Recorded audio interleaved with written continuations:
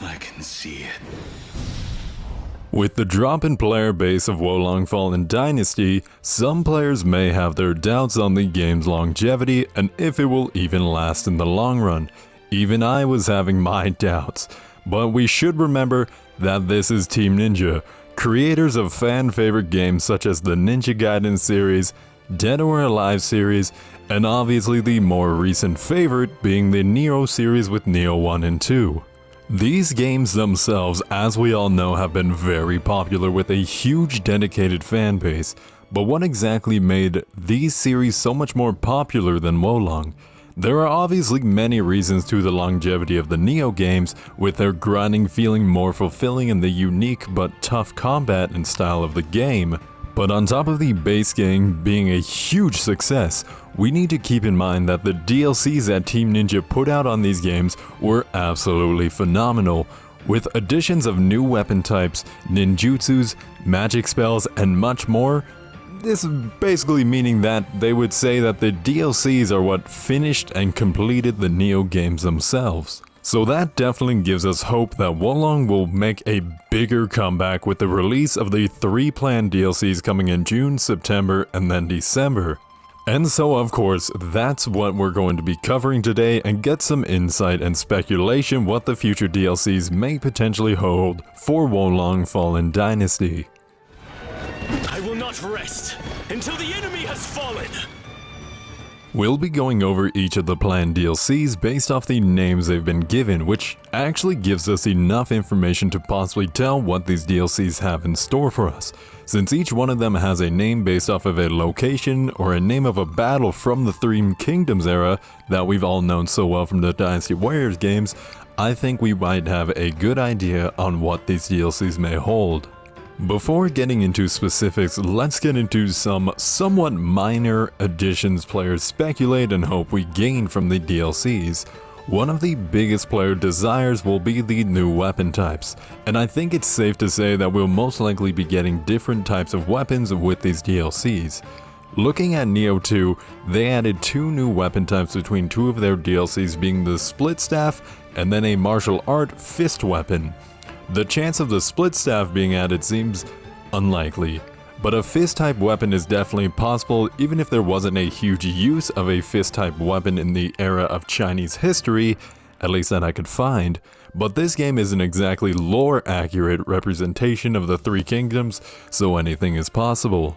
But even looking at other weapons in the Nioh 2 game, if they plan on reusing any assets from that game, then there's a decent amount of great choices. One of the most realistic ones I could see coming over is the Odachi, which is basically just a large two-handed katana.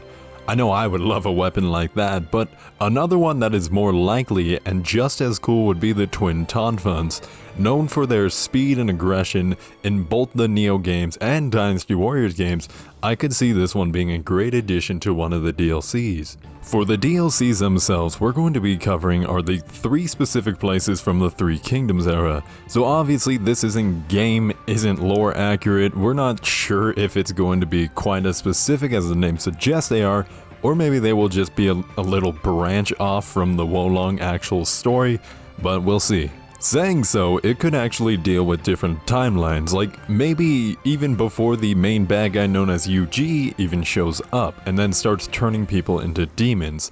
Maybe it will still be before you even defeat him, giving us more insight on the damage he's done in other provinces.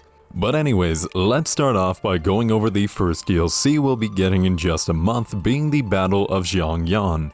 So, if it goes off of the Three Kingdoms history, then this DLC will most likely pair us with Cao Cao and the Wei Kingdom fighting in the Central Plains. Here, Cao Cao went on to fight other warlords like Lu Bu, Tao Quan, and then even Yan Shao, which as you all know was another boss in the game, so I'm not quite sure if they'll maybe bring him back as his non-demonic form and we'll even have to fight him again there, so we'll have to wait and see what comes of that. Seeing Lu Bu make more comebacks seems like a must-have for DLC since he's one of the most iconic Chinese warriors of all time. Tao Quan was a governor of the Zhu province and fought against Cao Cao when he invaded them, And of course with Yan Xiao, if he does make an appearance, he would probably end up being the final boss of the DLC, and after defeating him would help Cao Cao get that foothold that he always wanted in the Central Plains. The very second DLC is called Conqueror of Jiangdong. I believe this DLC will be held with Zhongyuan and his son Sun Si as they capture Jiangdong, later known as some of the Wu's regions. This will most likely take place once again, siding with Yan Xiao and Zhongyuan fighting for the region. Or it may completely skip that part, leading into Sun Si's multiple battles and campaigns to take over Jiangdong. This DLC I could see being one of the longer ones since there are numerous long-scale battles taking place here. The third and final planned DLC is called the Upheaval of Jingxiang. This one I don't know too much about and couldn't find much information on, but what I do know is that it's an area surrounded by the Jing province, and it was given to Liu Bei and the Shu kingdom by the Wu kingdom, and by given, I mean granted for the time being. They were meant to give it back and refuse, and so Guan Yu was said to be guarding those lands to keep Wu and Wei from ever taking it back. So as you can all tell, each of the DLCs I believe will run for each of the three kingdom sides and help them achieve some of the historical feats for their kingdoms. But do remember that this is all speculation. For all I know, it could do nothing with any of these areas, but maybe just clear out some of the more demonic forces sent by UG in the past, so who truly knows. All I do know is that the DLCs should be big, new, and refreshing content for the game that will hopefully shock us all with its releases. Even if you're not into the whole Chinese history, the gameplay and hopes for new amazing weapon types and wizardry spells should get your blood pumping regardless. I have faith in the game's DLCs to bring the community back together and fix what's been missing in the game with some better PvP, PvE changes, and endgame content. You know I'll be uploading the second any new news drops about this game, so be sure to subscribe to the channel if you're not already. Thank you all for watching, and I'll catch you all in the next video. So have a good one. Peace.